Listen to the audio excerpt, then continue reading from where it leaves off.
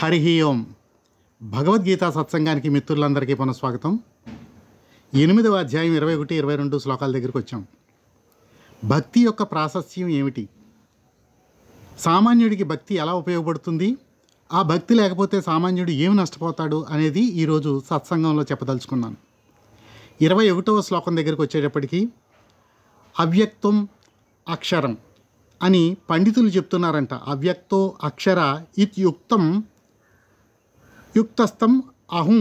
అహం అంటే పండితులు, వారు చెప్తున్నారు పరమాం గతిం, ఆ పరమ గతి గురించి చెప్తున్నారు. యాక్చువల్గా మనందరికీ కూడా అంతిమ లక్ష్యం ఆ పరమ గతి, పరమాం గతి, అది శ్రీకృష్ణ పరమాత్మ యొక్క అస్తిత్వం. ప్రాప్య, అది సంపాదించిన తర్వాత, అది ప్రాప్తించిన తర్వాత నా నివర్తంతే తద్ధామ పరమం మమ, తిరిగి మళ్ళీ మళ్ళీ పుట్టడం అనే ఈ అవసంగా పుట్టడం అనేది దాని గురించి తప్పించుకుంటాం.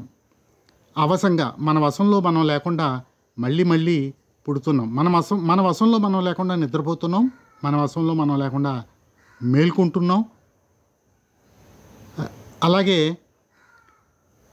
మరణిస్తున్నాం, మళ్ళీ పుడుతున్నాం. అదేవిధంగా మన వశంలో లేకుండా 432 కోట్ల సంవత్సరాల పగల, బ్రహ్మ యొక్క పగలు పూర్తి కాగానే రాత్రిలోకి ప్రవేశించేస్తున్నాం.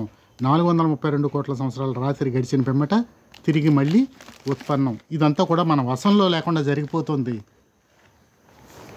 దాన్ని జయించి దాని వెనుక ఉన్నటువంటి, దాని కంట్రోల్లో, ఈ సిస్టమ్ని తన కంట్రోల్లో ఉంచుకున్నటువంటి పరమాం గతిలో ఉన్న ఆ కృష్ణ పరమాత్మని పట్టుకుని మనం ఈ చక్రం నుంచి తప్పించుకునే విధానం గురించి ఈ భగవద్గీత చెప్తుంది.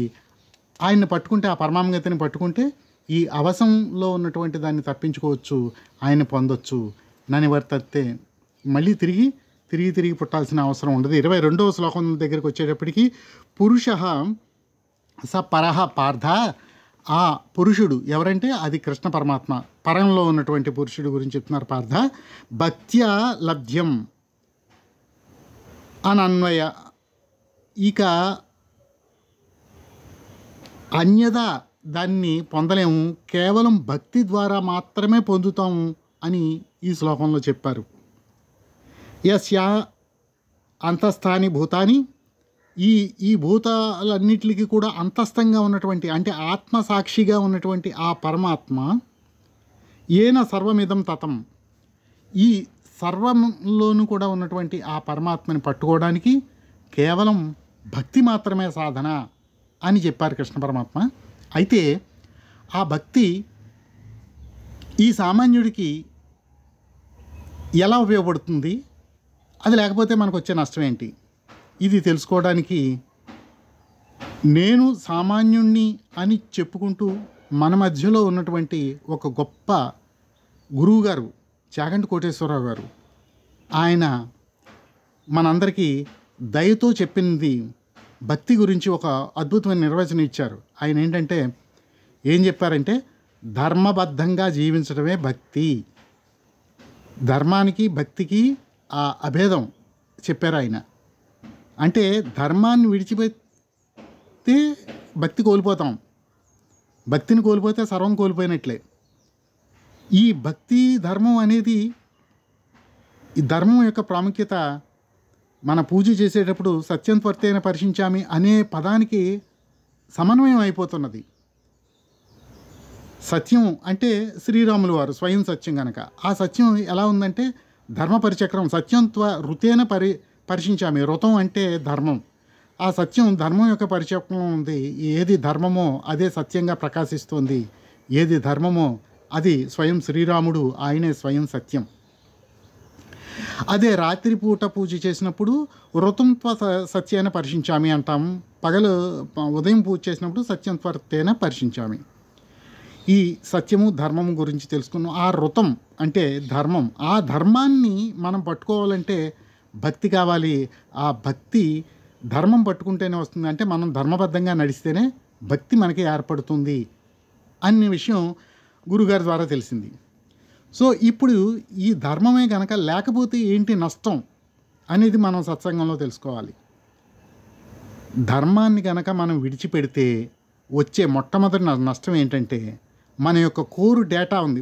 మనకు ఒక డేటా ఉంది కదా! మన జీవులు మనం అందరం డేటాలం. ఒక్కొక్కళ్ళం ఒక్కొక్క డేటా. ఈ స్థూల డేటాలో ఈ ఈ విషయ వస్తువులన్నీ ఉంటాయి. ఈ నిద్రపోయినప్పుడు ఇవన్నీ పోతాయి. మరణించినప్పుడు ఈ స్థూలంలో ఉన్నవన్నీ కూడా పోతాయి. స్థూల శరీరంతో సహా పోతాయి. కానీ కారణ శరీరం అనేది ఇంకొకటి ఉండిపోయింది. దాంట్లో కోర్ డేటా ఉంటుంది.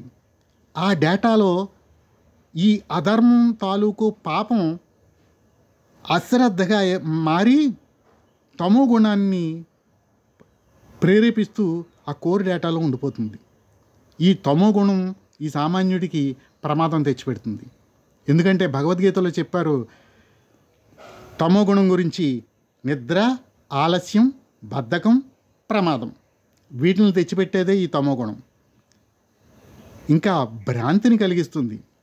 జేబులో నా దగ్గర ఒక 10 రూపాయలు ఉన్నాయి. నేను 1000 రూపాయల భ్రాంతిని పొందుతూ ఈ 10ని తృచ్ఛంగా అలా విడిచిపెట్టేస్తాను. కానీ ఆ 1000 రూపాయలు నా దగ్గర లేవు కదా, భ్రాంతిలోనే ఉన్నాను. వాస్తవం తెలిసేటప్పటికీ నేను ఇంకొక 10,000 రూపాయలు కలిగిన వాడి దగ్గర రూపాయి కోసం దాస్యం చేస్తాను, బానిసలాగా. వాడు 10 రూపాయలు పని చేయించుకుని నాకు ఒక రూపాయి విధులిస్తాడు. నేను శ్రద్ధ కలిగిన వాడిని అయితే ఆ ముందే మేల్కొని ఆ 10ని ఇంకొంచెం డెవలప్ చేసుకునే అవకాశం ఉంటుంది. ఈ అశ్రద్ధ వల్ల, తమో గుణం వల్ల కెరీర్ దెబ్బతింటుంది. నిద్ర, ఆలస్యం, బద్ధకం. తెల్లవారుజామున లెగాలంటే ఊరికే లెగాలి అనుకుంటాం కానీ లెగలేకపోతున్నాం. కాలు గడప దాటదు. ఆలోచన మాత్రం ఎక్కడో ఉంటుంది. ఎవరో కోటీశ్వరుడు అతని యొక్క సంపద మీద దృష్టి ఉండి అదే కనుక నేనై ఉంటే అతనికన్నా గొప్పగా ఉంటాను అంటాం కానీ మన కాలు మాత్రం గడప దాటదు. ఆ విధంగా శ్రద్ధ ఏం చేస్తుందంటే సామాన్యుడిని అక్కడ ఈ తమోగుణం ఏం చేస్తుందంటే సామాన్యుడికి అశ్రద్ధను ప్రసాదించి మన కెరీర్ని నాశనం చేస్తుంది. తద్వారా మనం ఏం చేస్తున్నామంటే పనిష్మెంట్ దిశగా వెళ్ళిపోతున్నాం. ఆ పనిష్మెంట్ తోటే ఆ అశ్రద్ధ పోతుంది, తమోగుణం పోతుంది. ఖచ్చితంగా పనిష్మెంట్ రెమెడీ లేదు, పనిష్మెంట్ తినాల్సిందే. అయితే ఈ పనిష్మెంట్ తింటూ ఈ సత్సంగాన్ని నేర్పితే కనుక ఎంతో కొంత అప్పుడు ప్రసాదం అందుకోవడానికి ప్రయత్నం చేయాలి. భగవత్ ప్రసాదం ఏం చేస్తుందంటే ప్రసాదే సర్వదుఃఖానాం హాని రస్యోపజాయితే. ఆ దుఃఖంలో ఉన్న హాని రసాన్ని తీసేస్తుంది. కర్మను అనుభవించడం ఎలాగూ తప్పదు. ఆ దుఃఖ రసాన్నైనా జయించాలి. అట్లీస్ట్ ఆ శ్రద్ధ కోసం మనం ప్రయత్నం చేయాలి. జై శ్రీరామ్, జై శ్రీకృష్ణ. వచ్చే వీడియోలో వచ్చే శ్లోకం గురించి చర్చించుకుందాం. అంతవరకు జై శ్రీరామ్.